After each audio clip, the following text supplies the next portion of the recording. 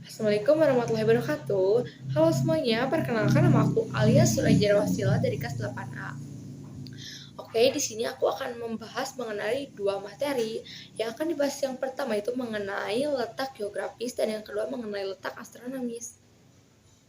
Oke, yang aku akan bahas kali ini yang satu merupakan letak geografis. Apa sih yang kalian ketahui tentang letak geografis? Letak geografis merupakan posisi suatu wilayah dilihat dari letak dan bentuknya di muka bumi ini. Contohnya kalau dilihatnya dari kayak benua, gunung, laut, sungai kayak gitu.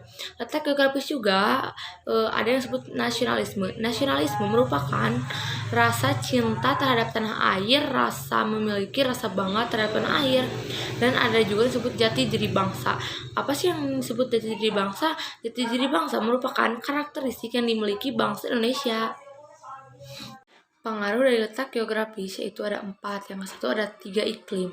Tiga iklim itu ada tropis, laut, musim. Dan yang kedua ada 2 musim. 2 musim itu ada musim hujan dan musim kemarau.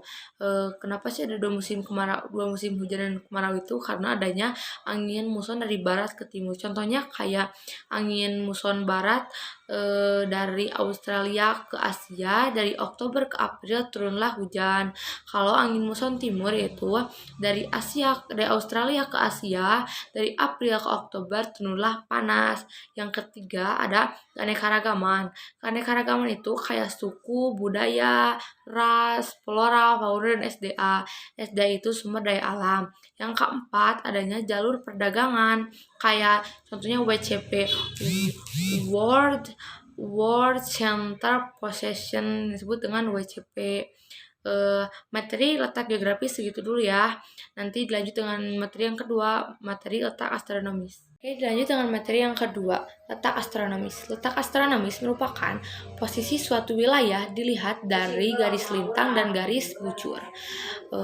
Masuk materi yang kedua, faktor-faktor yang memengaruhi bangsa Eropa datang ke Indonesia. Yang kesatu, karena adanya jatuhnya Konstantinopel oleh Turki Utsmani. Yang kedua, itu adanya motivasi 3 tri yaitu God, Gospel, Glory. God emas, Gospel agama, Glory kejayaan. Di sini aku akan membedakan mengenai kolonialisme dan imperialisme. Kolonialisme yaitu penjajah yang mau menguasai seluruh kekayaan daya manusia Indonesia. Kalau imperialisme itu bukan hanya kekayaan yang dikeruk, tetapi kayak mau menguasai kejayaan Indonesia. Persamaannya yaitu sama-sama menjajah. Yang ketiga adanya revolusi industri yang ditemukannya emas, kompas untuk alat transportasi dan alat pengintal. Yang keempat itu teori heliosentris oleh Nicolaus Copernicus, yaitu bumi dan planet dapat mengelilingi matahari. Yang kedua, bumi tidak datar tapi bulat. Yang kelima, travel of Marco Polo. Oke, segitu dulu pembahasan yang aku tadi bahas ya, 2 materi tentang letak geografis dan letak astronomis. Makasih udah nonton, bye-bye. Wassalamualaikum warahmatullahi wabarakatuh.